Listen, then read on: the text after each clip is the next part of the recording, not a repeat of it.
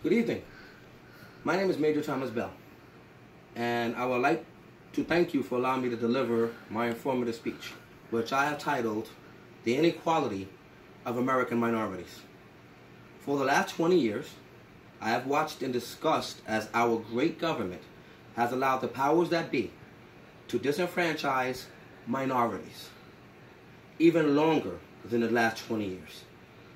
Our government has allowed minorities to be mass incarcerated, to be lynched, and to be disenfranchised. From black American males to white American females to poor white American males. The powers that be do not wish for us to prosper.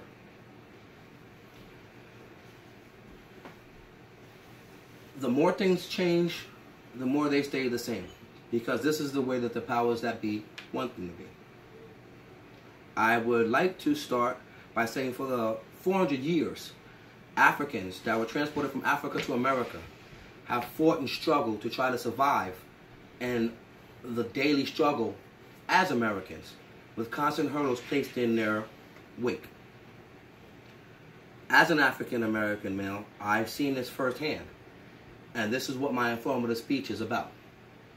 I would like to start by pointing out that since 1859, there have been more than 5,000 lynchings of black Americans, male and female, and some white sympathizers along with them. Now, this is just the documented lynchings, because there are many more, I'm sure, since 1859. I'm going to use two as an example. And the first took place in 1900, on June 11th, in New Orleans. Mr. Askew and Mr. Russ, black Americans, were charged with the murder of a young white woman. Now, without any evidence, without any due process, they were set upon by a mob of more than 100 white men who bound and gagged them and took them from their jail cells, lynched them, shot them, and ultimately burned them.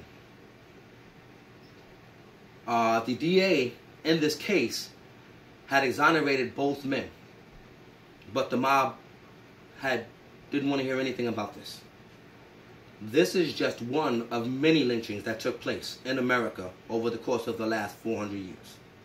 The most popular, and popular is a bad word to use, but that's what I'll go with, is a young man by the name of Emmett Till, who was lynched in Mississippi on September 1st of 1955. Now, most people know about this lynching because this became very popular over the course of the last 20 to 30 years. Mr. Till was accused of wolf calling at a white woman as he was coming out of a store.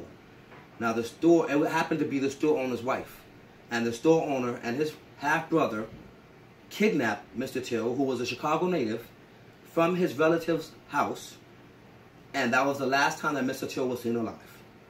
When next seen, young Mr. Emmett Till was found in the Tallahatchie River with a bullet through his head and his head smashed in, floating. As it stands, the two gentlemen admitted to kidnapping Mr. Till, but they said they let him go when his wife said that this gentleman did not wolf call her. 21 days later, these two gentlemen were exonerated. 21 days in 1955 was all it took to exonerate two white men who admitted to kidnapping this young man. Now, as it stands, I use these examples to set up my ultimate example, which is the penal code, that is the American society, or the prison system, if you will.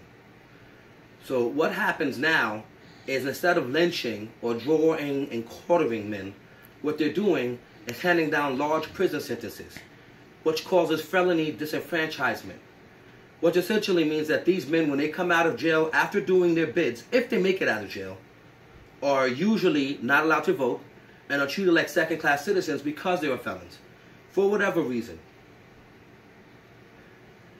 That being said, a lot of people like to consider this the new Jim Crow, which means that we can control these minorities by putting them in jail and releasing them to nothingness.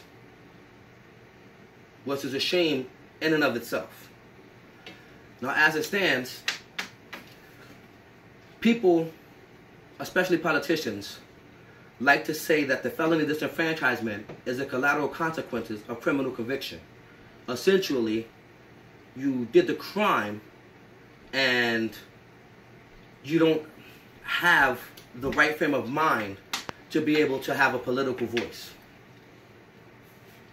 I'd like to point out that many people view felony disenfranchisement as a political incentive to skew criminal law in America for political opponents of the powers that be.